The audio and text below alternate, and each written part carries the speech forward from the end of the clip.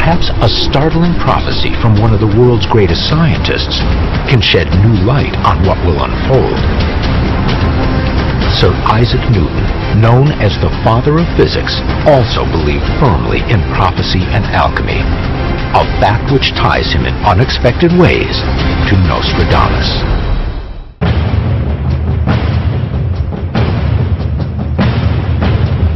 Nostradamus casts a wide net in his endeavor to capture the elusive truths of human life and destiny.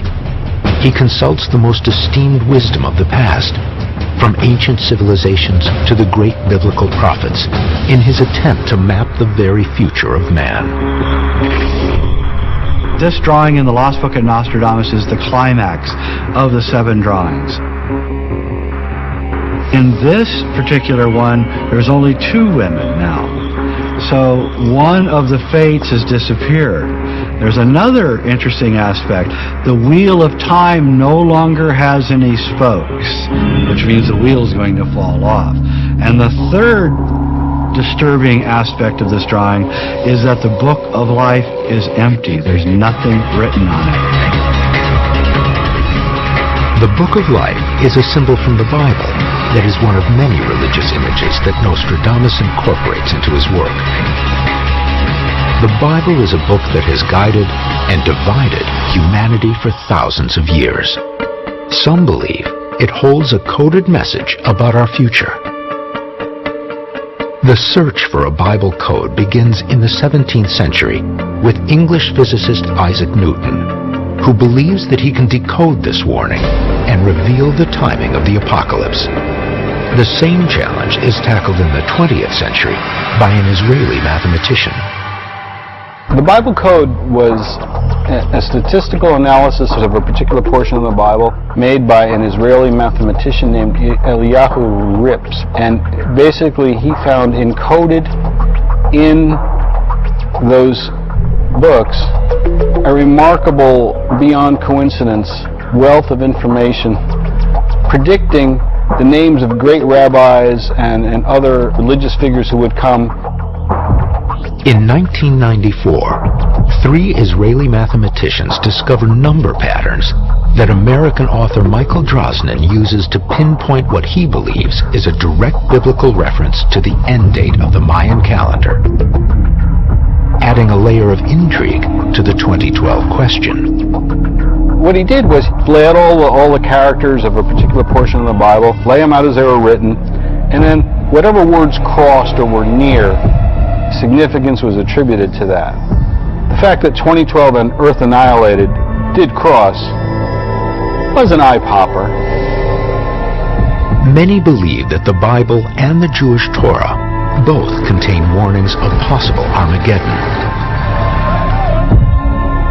There is a reference in the Christian tradition, in their book of Revelations, of a mountain of fire hitting the earth. We can understand that today as being a meteor strike, a comet, something which could be of extinction level. But yet, many modern Torah scholars ask, what exactly caused the flood of Noah? And they claim it was an astronomical event, that a body from outer space swung around the sun, pulling upon the Earth's gravitational field, ripping the seas out of their beds, literally shifting and altering the orbit of the planet. Is it possible that such an event can happen again? There are those who state that this will come, and that this will come soon. Another possible correlation is found between these descriptions of the end of days and the timing of the Jewish calendar, which is said to stop in its 7,000th year. Depending exactly on how you want to count and look at the Jewish calendar, which version of the Jewish calendar you want to go by, we just have hit Millennium 7. We've just crossed over into the 7,000th year. Is the occurrence of the galactic alignment, when the sun will once again line up with the very center of our galaxy, somehow connected to the end dates of the Mayan and Jewish calendars? The fact that Iran has now arisen to be a great threat to the West was something that was recorded in prophecy over 1,500 years ago. I definitely see the upheavals that exist today are all portents of the greater crisis which faces all mankind. And as the old saying goes, it's going to get darker before the dawn. Nostradamus also discerns danger related to the Bible. He foresees trouble in the Middle East in many of his prophecies, and specifically seems to envision the war in Iraq. He will enter wicked, unpleasant, infamous, tyrannizing over Mesopotamia, all friends made by the adulterous lady, the land dreadful and black of aspect.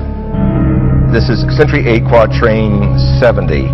An army of crusaders has never, in the times of the Crusades, ever set foot in Iraq. That is the ancient name. Mesopotamia is the name of Iraq. Researchers believe Nostradamus sees the Iraq War as a religious battle. Another quatrain has been linked to this one as part of a larger prophecy.